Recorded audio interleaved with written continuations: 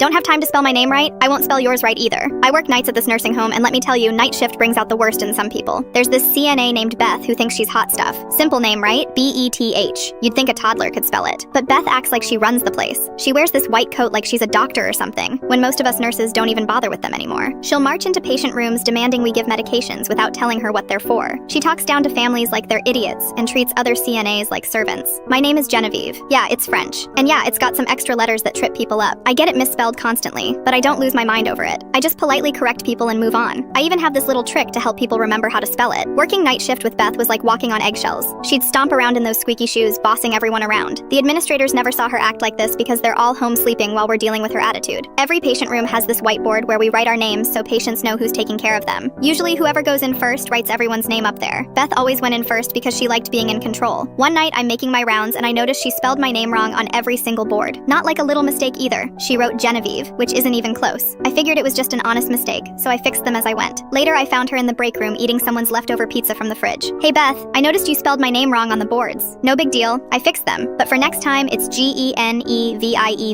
She didn't even look up from the pizza. I don't have time for that. Not sorry or thanks for letting me know. Just, I don't have time for that, in this nasty tone like I was bothering her with something ridiculous. That's when something clicked in my brain. If she doesn't have time to spell my name right, then I don't have time to spell hers right either. Beth was assigned to like 12 patients that night. I was only assigned to 6 because nurses have different responsibilities, but that meant she had her name on 12 whiteboards throughout the building. I waited until she went on her smoke break. Yeah, she took 3 smoke breaks per shift while the rest of us covered for her. Then I went to every single room she was assigned to. Room 204, changed Beth to Bethany. Room 207, Elizabeth. Room 210, Bethel. I got creative with it. Bethann in 213, Bethesda in 215. My personal favorite was room 218 where I wrote Bethlehem in big letters. By the time I was done, I had used 12 different variations of her name. Some were real names, some were just whatever popped into my head that started with Beth. The next morning during shift change, I'm giving report to the day nurse when we hear Beth absolutely losing it at the nurse's station. She's yelling about how someone vandalized the boards and how disrespectful it was. The day shift supervisor walks over to see what the commotion is about. Beth is waving her arms around, red-faced, demanding to know who changed her name on all the boards. Well, the supervisor says, looking at the boards, these all look like reasonable variations of Beth to me. Maybe whoever wrote them just wasn't sure of the exact spelling. Beth pointed right at me. She did it. She's mad because I didn't spell her stupid French name right. The supervisor raised an eyebrow. So you're admitting you misspelled Genevieve's name first? That's when Beth realized she'd just told on herself. Her face went from red to purple. She started stammering about how she didn't have time to worry about spelling when she had so many patients to take care of. Interesting, the supervisor said, because Genevieve only has 6 patients and managed to spell everyone's name correctly on her boards. You have 12 patients and somehow only misspelled one person's name, the same person you're now accusing of retaliating against you. Beth opened her mouth to argue, but nothing came out. The supervisor continued, maybe if you spent less time on smoke breaks and more time paying attention to details, this wouldn't be an issue. From that day forward, Beth never spelled my name wrong again.